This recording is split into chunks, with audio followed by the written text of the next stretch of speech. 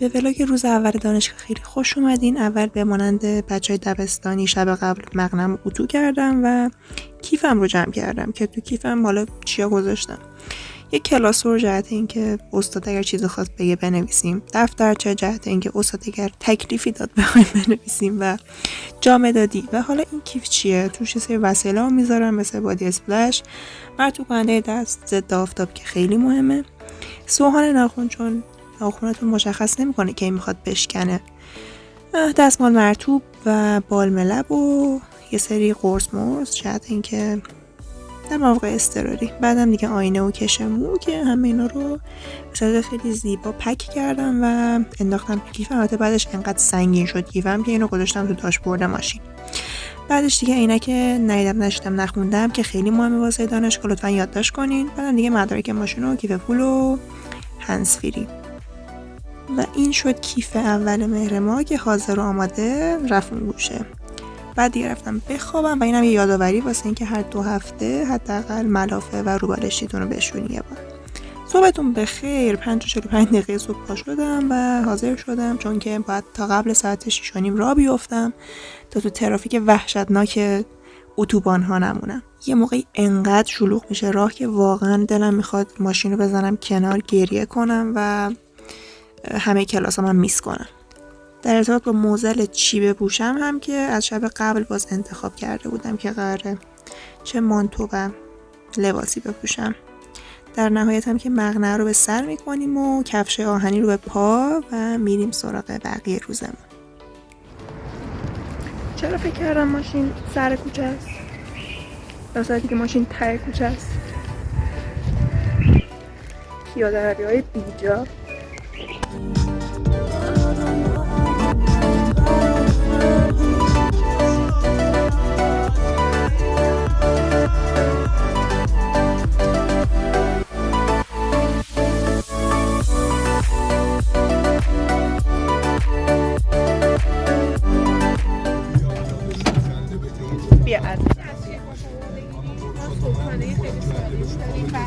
بله شیر هزینه شده. مرسی. ماه شام دوباره ماه شام نداشت. چی؟ ماه شام از اونا که قهوه هم داره؟ نه کلا ماه شام شیر کاکائو ماه شام. خیر نمیدونم من. پس حالا که کاله اسپانسرمون شده و ماه شام نشده آره نوشی نه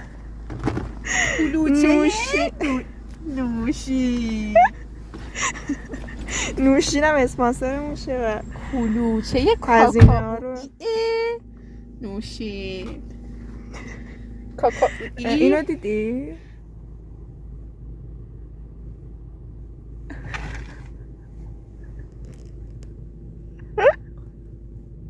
کلا خیلی لکه کلا خیلی کیوت شدم خیلی امروز. با کیفشو اینو نگاه کنی پاندای دهنش تو کیفه. کیفش اینو تو گاز دهن. دیدی اینو دیدی؟ بودیم تو ویدیو کال بودیم دوتایی با هم. بچه اونجایی که من و سفیده قرار جفتمون ولاگ بگیره نفیسم قراره بگیره. تو هم بگیر. وای ولاگ تو ولاگ شد. اینتر ولاگ. قرار از 3 زاویه بچه نگاه کن. آره باشه. بگو من توضیح حالا بده. نمیدونم دیگه. تا ساعت چند بیدار بودی؟ تو نخوابیدی؟ ما تا 2:30. بعد دیگه هیچی دیگه ویدیو کال کردیم و هیچ حرکت مفیدی نکردیم حقیقتا. آره. و بیدار شدیم و ساعت 5:30 با گریه که باید بیدار شیم.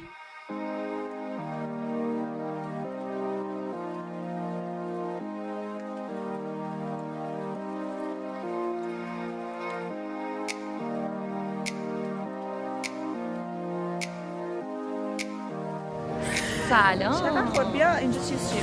سانکیست من از صبح سان بچه بس کنین این دوستای بلاگر من نه این همه گوشی ها اونو بگیر که داره گوشی هی گوشیه.